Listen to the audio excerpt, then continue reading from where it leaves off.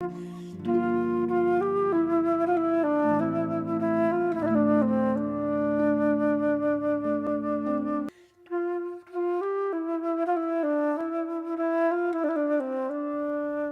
called Abraham from Ur of the Chaldees to go to a land that he would afterward show him. He went to Haran, and there he dwelt for a while. Then he came to the land of Israel, but there was a famine in the land, so he went down south toward the land of Egypt. Let's read it from Genesis chapter 12, beginning at verse 1.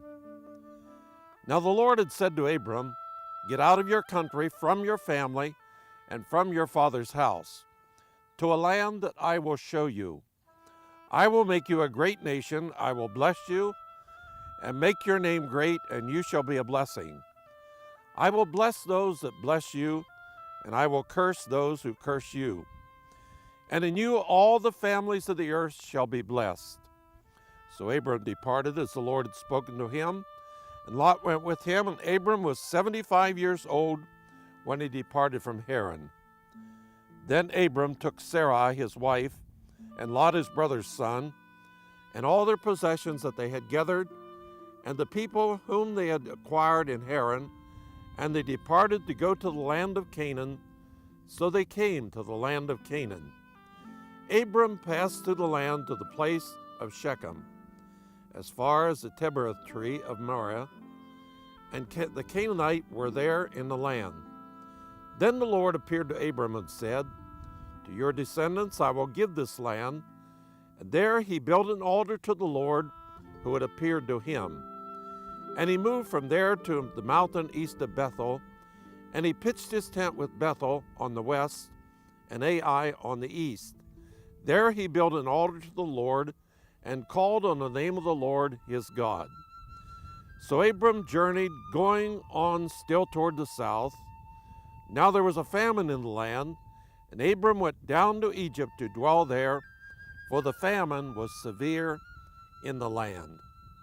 And now, here is Ari Bar David to explain to you about Abram's journey.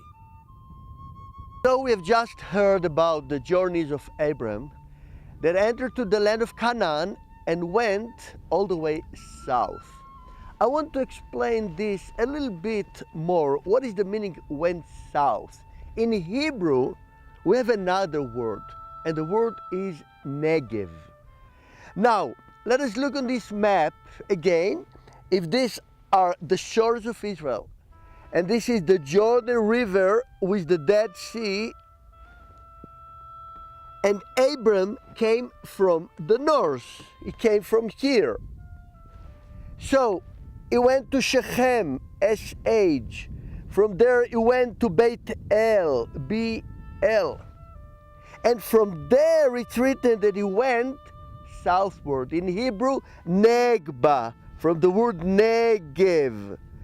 And this is what I want to say. Look, the word Negev, it means the dry land.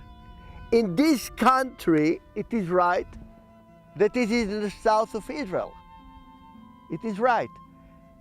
But the name of the place is a geographic name which says the dry land, Negev. When Abram later on came from Egypt, Egypt is down here. So he went to the Negev. We cannot say he went to the south, he went to the north, right? But still, it's written to the south. Let us remember, the name of the region is Negev and not south. Now, what is the meaning that he arrived to the Negev? We are now on the border of the Negev of Israel. To my left side, the Negev area, the dry land, and to my right side is not dry land, which means you have forest, you have high trees. High trees cannot grow in the Negev. What we have in the Negev, on the border of the Negev, we had huge fields of food, actually of barley. And what is the meaning that there was a famine in the land? Let us look on the fields here to my left, how high they are, several inches. And look, We are now 2 weeks before the feast of Passover. The feast of Passover is the feast where the barley is at least 1.5 or 2 feet high. But when we look here to the left, it is so low. That means that also this year there is no harvest. You see the point? If I go now to the barley and I pick one, and I will do it,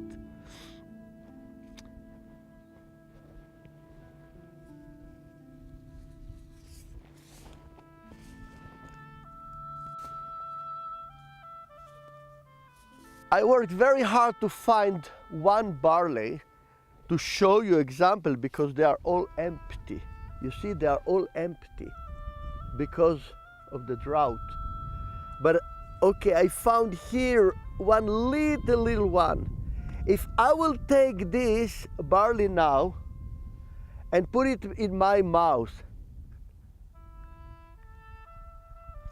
I taste it. It is sweet, and this is green. And this is the sign that we are in the feast of Passover, that we will celebrate actually in 10 days.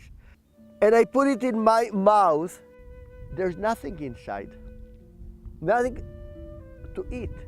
It's almost empty, which means you cannot make food of this. And remember that the barley is the main food in this season of Passover. So actually, Abram was walking on the fields that he sowed them, he put seed, and the barley were so small, without grains, so he understood he cannot stay here. And he decided to go on all the way to Egypt, which is another at least 10 days walk from here. Let us also remember one thing, that the Bible said that he was rich with camels, with donkeys, with cattle. They need food to eat. They need these seeds. And if they don't have them, Abram had to go far away to get them in order that they will grow and multiply. So I want to summarize. The Negev is the name of the south part of Israel. And when the Bible said that Abram went to the Negev, it's a geographical region and not just to the south. That's what I wanted us to understand. Now, just last word. God used famine and used rain time in order to test his followers. And in this test, God didn't tell Abram to leave Canaan and to go to Egypt. As we know, Abram did it. And he went to Egypt and came back, but a lot of problems were on the way.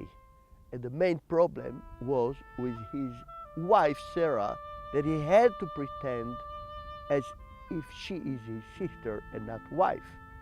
And this shows when we are doing things but are not clearly because God told us to do, we can easily find ourselves entering into troubles that we didn't plan them before.